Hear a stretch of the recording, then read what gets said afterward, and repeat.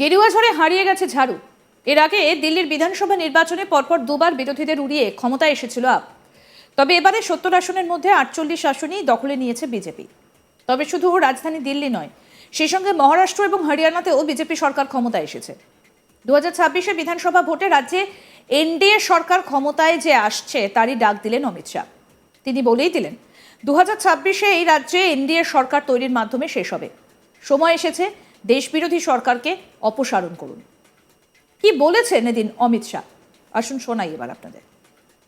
24 में ही पहली बार हम ओडिशा के अंदर पूर्ण बहुमत की भारतीय जनता पार्टी की सरकार बनाए हैं। 2024 தான் நம்ம முழு மெஜாரிட்டியோட ஒரிசாவிலே நம்ம ஆட்சியை அமைத்திருக்கிறோம்। बहुत समय के बाद आंध्र प्रदेश में भी एनडीए की सरकार बनी है। நீண்ட காலத்திற்கு பிறகு ஆந்திர பிரதேசத்திலும் நம்முடைய என்டிஏ கூட்டணி ஆட்சி அமைந்திருக்கிறது। हरियाणा, मुंबई, महाराष्ट्र और दिल्ली, ये तीनों विजय की हैट्रिक ने देश की जनता का भरोसा भाजपा पर है वो साबित किया है। தற்போது நடைபெற்று முடிந்த தேர்தலில் பாத்தீங்கன்னா ஹரியானாவாகட்டும், மகாராஷ்டிராவாகட்டும், சமீபத்தில் முடிந்த தில்லி ஆகட்டும், இந்த மூன்றிலையும் ஹேட்ரிக் வெற்றி பெற்று மக்களின் நன்னம்பிக்கையை பெற்ற ஒரே கட்சி பாஜக என்பதை மீண்டும் மீண்டும் நிரூபித்துள்ளது।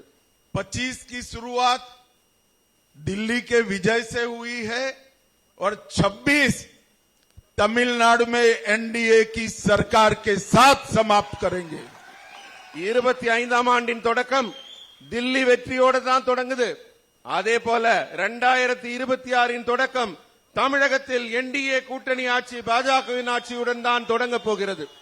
मैं तमिलनाडु भर के भारतीय जनता पार्टी के कार्यकर्ताओं का आह्वान करने आया हूं।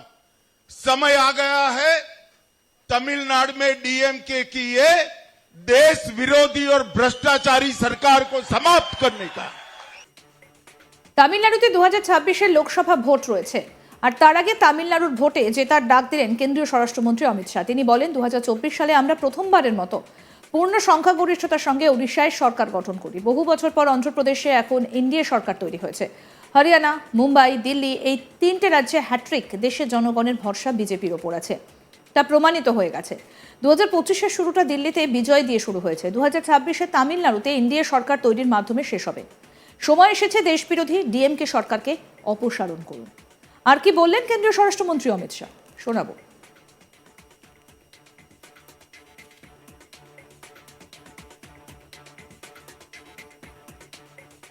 24 में ही पहली बार हम ओडिशा के अंदर पूर्ण बहुमत की भारतीय जनता पार्टी की सरकार बनाए हैं। 2024 தான் நம்ம முழு மெஜாரிட்டியோட ஒரிசாவிலே நம்ம ஆட்சியை அமைத்திருக்கிறோம்। बहुत समय के बाद आंध्र प्रदेश में भी एनडीए की सरकार बनी है। நீண்ட காலத்திற்கு பிறகு ஆந்திர பிரதேசத்திலும் நம்முடைய என்டிஏ கூட்டணி ஆட்சி அமைந்திருக்கிறது।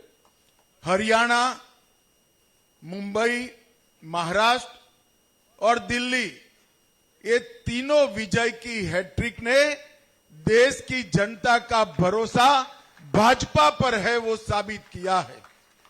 தற்போது நடைபெற்று முடிந்த தேர்தலில் பாத்தீங்கன்னா ஹரியானாவாகட்டும், மகாராஷ்டிராவாகட்டும், சமீபத்தில் முடிந்த தில்லி ஆகட்டும், இந்த மூன்றிலையும் ஹேட்ரிக் வெற்றி பெற்று மக்களின் நன்னம்பிக்கையை பெற்ற ஒரே கட்சி பாஜக என்பதை மீண்டும் மீண்டும் நிரூபித்துள்ளது। 25 की शुरुआत दिल्ली के विजय से हुई है और 26 तमिलनाडु में एनडीए की सरकार के साथ समाप्त करेंगे। 25ஆம் ஆண்டின் தொடக்கம் தில்லி வெற்றியோடு தான் தொடங்குது।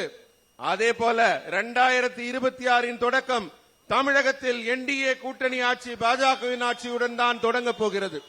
मैं तमिलनाडु भर के भारतीय जनता पार्टी के कार्यकर्ताओं का आह्वान करने आया हूं।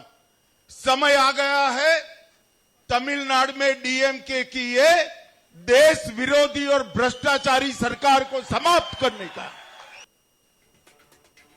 দিল্লির মুখ্যমন্ত্রী হিসেবে সদ্য শপথ নিয়েছেন বিজেপি বিধায়ক রেখা গুপ্তা। তার নেতৃত্বে নবগঠিত বিজেপি নেতৃত্বাধীন সরকার জাতীয় রাজধানীতে আয়ুষ্মান ভারত স্বাস্থ্য বীমা প্রকল্প বাস্তবায়নের অনুমোদন দিয়েছে।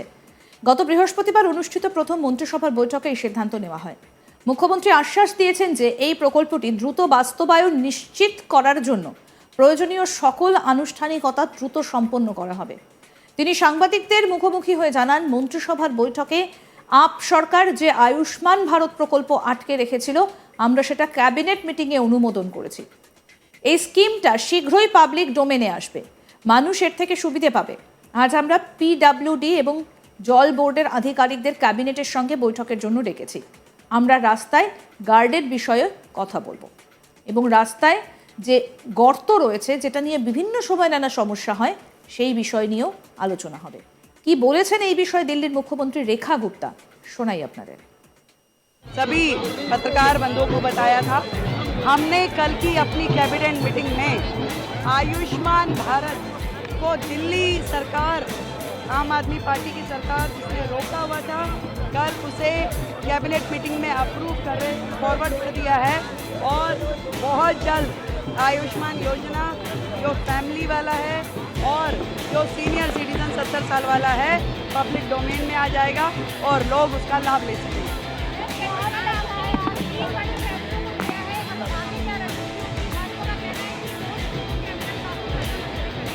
आज हमने पीडब्ल्यूडी के अधिकारियों को और जल बोर्ड के अधिकारियों को बुलाया है, जिनके साथ मेरी मीटिंग रहेगी। पूरी कैबिनेट उनके साथ बैठेगी और सभी कामों की समीक्षा करते हुए जो गड्ढे सड़क वाले हैं या सड़कों में गड्ढे हैं और गड्ढों में सड़क है, उस विषय को आज हम सीरियसली टेक ओवर करेंगे। গেরুয়া ঝড়ে হারিয়ে গেছে ঝাড়ু। এর আগে দিল্লির বিধানসভা নির্বাচনে পরপর দুবার বিরোধীদের উড়িয়ে ক্ষমতায় এসেছিল আপ। তবে এবারে 70 আসনের মধ্যে 48টা আসনই দখলে নিয়েছে বিজেপি। তবে শুধু রাজধানী দিল্লি নয়, সেই সঙ্গে মহারাষ্ট্র এবং হরিয়ানাতেও বিজেপি সরকার ক্ষমতায় এসেছে। 2024 বিধানসভা ভোটে রাজ্যে এনডিএ সরকার ক্ষমতায় যে আসছে, তারই ডাক দিলেন অমিত শাহ। তিনি বলে দিলেন, 2024 এই রাজ্যে এনডিএ সরকার তৈরির মাধ্যমে শেষ হবে। সময় এসেছে দেশবিরোধী সরকারকে অপসারণ করুন, বলছেন অমিত শাহ। তিনি বলছেন, তামিলনাড়ুতে 2026 লোকসভা 2026 ভোট রয়েছে, আর তার আগে তামিলনাড়ুর ভোটে যে তার ডাক দিলেন কেন্দ্রীয় স্বরাষ্ট্রমন্ত্রী অমিত শাহ। তিনি বলছেন, 2024 সালে আমরা প্রথমবারের মতো পূর্ণ সংখ্যাগরিষ্ঠতার সঙ্গে ওড়িশায় সরকার গঠন করি। বহু বছর পর অন্ধ্রপ্রদেশে এখন এনডিএ সরকার তৈরি হয়েছে। হরিয়ানা, মুম্বাই, দিল্লি এই 3টে রাজ্যে হ্যাট্রিকে দেশের জনগণের ভরসা বিজেপির ওপর আছে, তা প্রমাণিত হয়ে গেছে। 2025 শুরুতে দিল্লিতে বিজয় দিয়ে শুরু হয়েছে। 26 তামিলনাড়ুতে এনডিএ সরকার তৈরির মাধ্যমে শেষ হবে। আরও আপডেট পেতে দেখতে থাকুন আজ তাক বাংলা। সাবস্ক্রাইব করুন, নোটিফিকেশন পেতে বেল বাটন অপশন প্রেস করুন, হোয়াটসঅ্যাপেও ফলো করুন আজ তাক বাংলা। ভিডিওটা লাইক করুন, শেয়ার করুন, কমেন্ট করুন।